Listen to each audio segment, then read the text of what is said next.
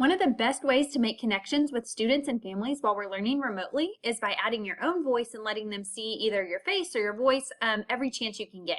So this video is going to show really quickly how you can replace voice instructions from maybe another teacher in a pre-created activity to be your own voice, and even include like a little encouraging note for your students. So when you're at your activity library, when you go to add and assign an activity, that takes you to your library. You can see my library is anything that I have favorited or created. We've got a bunch of activities in the school and district library, so I'll find one here in a little bit we can customize.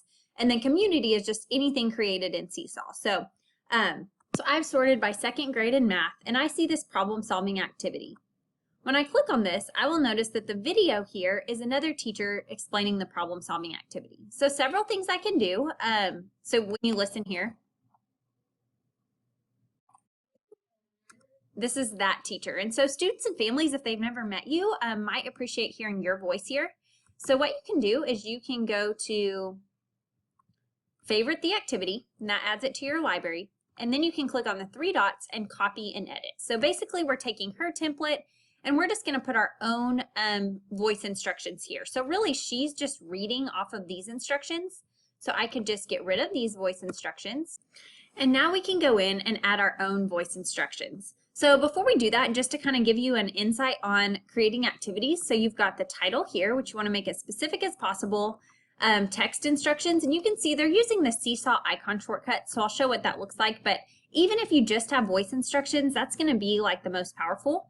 This would just be if they need a resource or an example, but then the template is what the students are going to edit on top of. So you'll notice some activities include all of these items and some just include a few.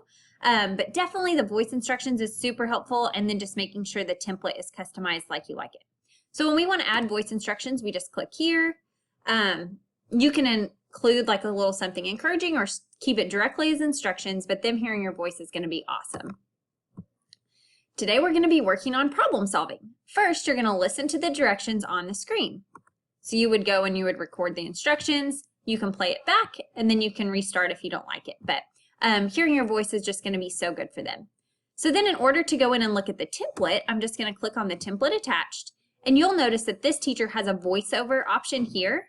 And so you can even replace this voice option by going to the microphone and then start a new recording or re-record, and you could replace that with your voice. One of the most powerful things that I've seen is when a teacher adds a page or even adds a video of instructions on the screen here. So this is audio, but it's really easy to go in and click on the camera and then video. And then you can start here. Okay, you're going to use the hundreds chart, yada, yada, yada. And then click done. And you can see you can resize this video, and you can just have instructions on the screen so they can see you, they can hear what they need to do. So this is really helpful, especially like if you've got parents at home helping a kid. I could even add a text box that says teacher instructions or learn how here or something like that. So that helps. I probably would prefer that rather than the recording over, because this recording is actually getting in the way of the hundreds chart. So the video instructions on the page is super helpful. Okay, once I'm finished in an activity, I'm going to click on the green check, and then I can click on save. And now that it's in my library, so I've got it here, I can go to assign. I could assign to multiple classes if I want to, just one class or even specific students, and then this is also where you can schedule that activity. So anyways, that's just how to personalize, and you can go in and now you can see there's my instructions with my template. The last thing that we'll show that's helped a bunch of people as they navigate Seesaw is how to view your full class view of activities. So when you're on your activities tab, we've assigned our personalized activity. You can click this gray bar. So this is just helpful if you didn't know it was here. And you will get a view of every student in your class who has completed the assignment, who you still need to approve, and if they've saved a draft of the activity. So this was a really large summer PD class. You won't have this many, but this is a really good whole class view. Okay, you guys are doing awesome. The last thing that I would just recommend doing if you're a primary teacher is to go into your class settings and rename your class with an asterisk in front of it, because students will see classes based on alphabetical order. So we want them to see their primary homeroom teacher first.